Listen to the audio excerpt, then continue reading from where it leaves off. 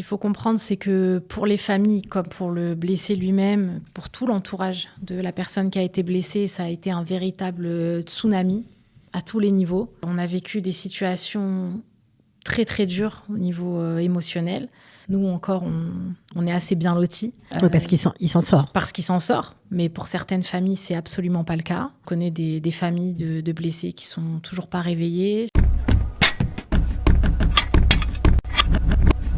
Elle s'appelle Sarah Tayeb. Son fils Inon Tayeb nous a bouleversés lorsque nous avons été le filmer à l'hôpital Adassa, en pleine reconstruction physique, mentale, etc.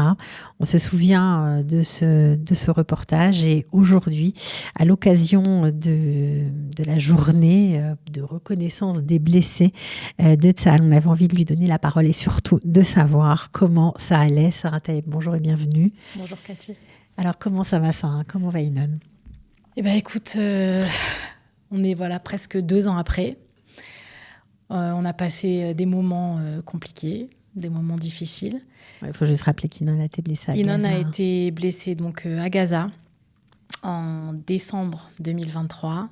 Il avait été blessé à la tête par le souffle d'une explosion dans une maison à Khan Younes. Cette explosion-là, ça lui avait créé des hémorragies un peu partout dans le cerveau. On ne savait pas s'il allait se réveiller. On ne savait pas s'il allait se réveiller. Ensuite, en se réveillant, on ne savait pas s'il allait se rappeler, s'il allait pouvoir parler, s'il allait pouvoir marcher. Au début, quand il s'est réveillé, il ne savait absolument plus rien faire. Et là, on est donc 2 ans après. Et donc 2 ans après, il marche, il parle. Il a repris une vie quasiment normale. Il a même eu son permis. Félicitations. Il y a 1 mois à peu près. Et là, il est en train d'étudier pour pouvoir passer ses psychométriques. Non, c'est miraculeux, quoi. C'est miraculeux. Quand on se rappelle de lui, dans l'état où on l'a rencontré, et toutes les images qu'on a pu voir de lui, c'est vrai que c'est miraculeux. Alors, c'est très important de parler des blessés, parce que c'est vrai qu'on dit que la guerre est finie, mais pour les familles, c'est pas toujours le cas. On rappelle qu'il y a 6408 blessés de Tsahal. C'est énorme, parce que les blessures peuvent être multiples et variées. Il y a des blessures très, très graves, et d'autres un peu moins graves, mais en tout cas, c'est pas quelque chose qui passe comme ça. Comment on se sent quand on fait partie de ces familles-là pour une journée pareille? Ce qu'il faut comprendre, c'est que pour les familles, comme pour le blessé lui-même, pour tout l'entourage de la personne qui a été blessée, ça a été un véritable tsunami à tous les niveaux. On a vécu des situations très très dures au niveau émotionnel. Alors moi, dans ce que je viens de vous raconter, nous encore, on est assez bien lotis. Oui, parce qu'il s'en sort. Parce qu'il s'en sort, mais pour certaines familles, c'est absolument pas le cas. Je connais des familles de blessés qui sont toujours pas réveillées. Je connais des familles de blessés qui ont perdu des membres, et ça, c'est irréversible. J'en connais d'autres qui ont des syndromes post-traumatiques très, très, très graves. Et donc, pareil, c'est des gens qui vivent encore des situations très, très, très difficiles au jour le jour. Et donc, c'est sûr qu'il y a une espèce de dissonance comme ça, quand d'un coup, on vient et on nous dit, voilà, la guerre est finie. Alors déjà, il y a le côté, on a rendu des tonnes et des tonnes de prisonniers de guerre. Alors déjà, c'était un peu difficile à avaler. On n'a pas encore vraiment repris le contrôle sur la bande. Il y a tout ce qui se passe, en fait, qui vient nous dire, mais pourquoi, déjà? Pourquoi alors tout ça? Et puis surtout, mais est-ce que pour nous, en fait, c'est pas fini? Pour nous, c'est pas encore complètement fini. Nous, on est encore dedans. Nous, on est encore en rééducation. On est encore dans ce process. Donc, quelque part, nous, on est encore en guerre. Il continue la rééducation malgré tout, malgré le fait que ça aille mieux. Ouais, il va vraiment beaucoup, beaucoup mieux, mais il continue la rééducation.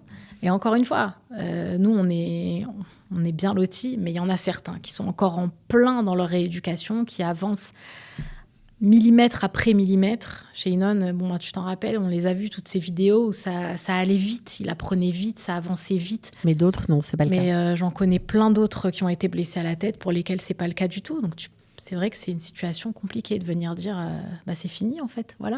Ça fait chaud au cœur de savoir qu'il y a une journée comme ça. Oui, ça fait chaud au cœur parce que d'abord, moi, ça m'a permis de comprendre qu'en fait, toutes les familles, on ressentait un petit peu la même chose. Cette espèce de sensation comme ça, là, de « Ok, ben, tout le monde va nous oublier ». Et donc, on te dit non, voilà, on t'oublie pas. Il y a un jour qui est là, un jour par an, dans lequel on va se rappeler. Donc, on a vu plein de vidéos de soldats qui se sont battus courageusement et donc voilà, et qui maintenant sont en rééducation. Donc tout ça, oui, ça fait chaud au cœur de voir qu'on se rappelle et que les gens, ils n'oublient pas. Alors c'est vrai que le combat d'Inon est ton combat, on peut dire ça comme ça, parce que franchement, tu as été là à tous les instants. Tu l'as porté, toi, et tous les tiens, on peut le dire.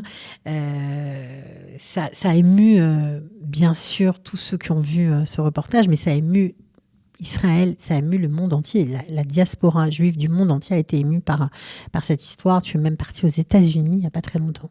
Alors, si tu veux, à l'époque où Inon a été blessée, on entendait énormément parler de tous ces soldats qui tombaient, malheureusement. C'est l'époque où on se réveillait tous les matins pour le Otar les Pirsou, mais voilà, c'était cette période-là.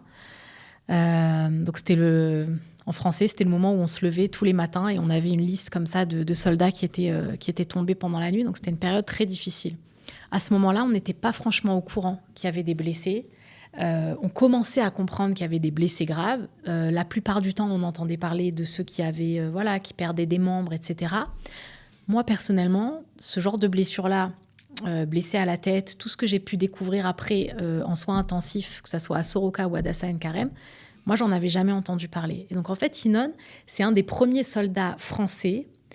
Les gens ils me disent souvent, c'est lui qui a donné un peu un visage pour nous. C'est lui un peu le visage des soldats blessés, pour nous les Français.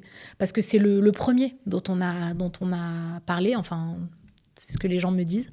Et donc, son nom, il a fait vraiment, sans exagérer, le tour du monde. Il y a des milliers de gens qui ont prié pour lui. Et donc, oui, on a... Vous avez fait le tour du monde. Non, mais c'est vrai, vous avez été... là aussi, il a reçu un prix, le Cœur du Courage, et il a été aussi honoré pendant cette journée dédiée aux blessés de Tsahal. Un prix, c'est bizarre en même temps, d'avoir un prix.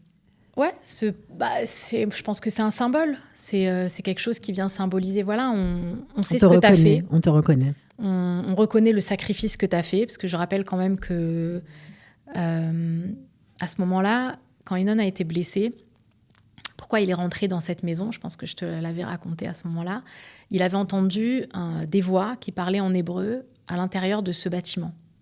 Et donc lui et son Mefaked, ils se sont dit, il y a probablement des otages, donc on veut rentrer, on veut aller voir. Ils auraient pu demander de faire exploser la maison. Ils auraient pu dire, il y a un truc louche là, exploser tout. Sauf que ça ne leur a pas traversé l'esprit. Ils ont voulu rentrer parce qu'ils se sont dit, s'il y a même une infime chance pour qu'il y ait des otages, nous, on est prêts à se mettre en danger. On est prêts à se sacrifier pour aller les chercher. Et donc, il y avait Inon, il y avait sa mère Mempé, et donc la personne qui était juste au-dessus de lui, et encore 2 autres qui étaient avec les chiens pour vérifier s'il n'y avait pas des explosifs. Ils étaient 4 à avoir fait le même calcul à ce moment-là et à se dire, on est prêts à y aller. Donc, recevoir un prix qui vient et qui dit, voilà, tu as été courageux, tu as été prêt à tout donner, tu n'as pas pensé à toi, ouais, ça fait du bien. Ouais. Alors, ce qui est fou, c'est que c'est le même nom. Il a reçu aussi un prix aux États-Unis lorsque vous avez été dans un gala incroyable pour honorer les blessés. Il n'était pas tout seul, il y en avait d'autres aussi.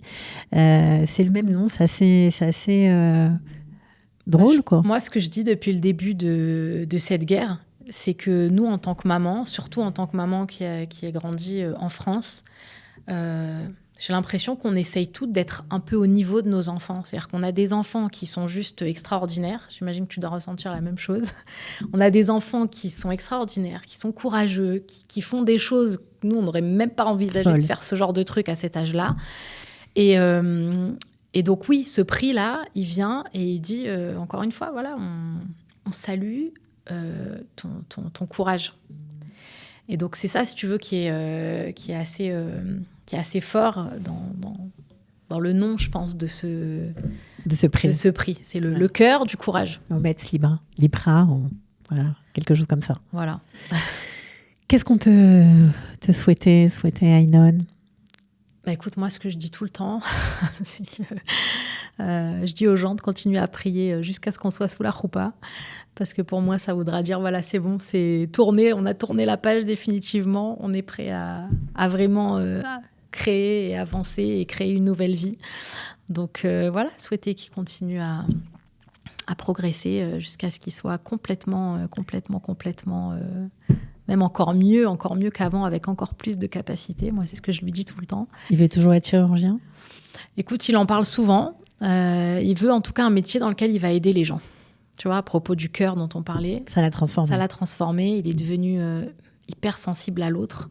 Et maintenant, il veut un métier dans lequel il va aider. Alors qu'avant l'armée, il voulait juste gagner de l'argent. Là, maintenant, il veut un métier mashmaouti dans lequel il va pouvoir aider les autres. Bon, en tout cas, nous, on était ravis d'avoir des nouvelles, ravis de te recevoir. Merci pour ce combat qui a donné beaucoup, beaucoup d'espoir à toutes les mamans qui étaient dans une situation, si ce n'est pareil, similaire. Voilà, bravo pour ça. Et puis, on se retrouve quand tu veux. À très bientôt. Merci, Cathy.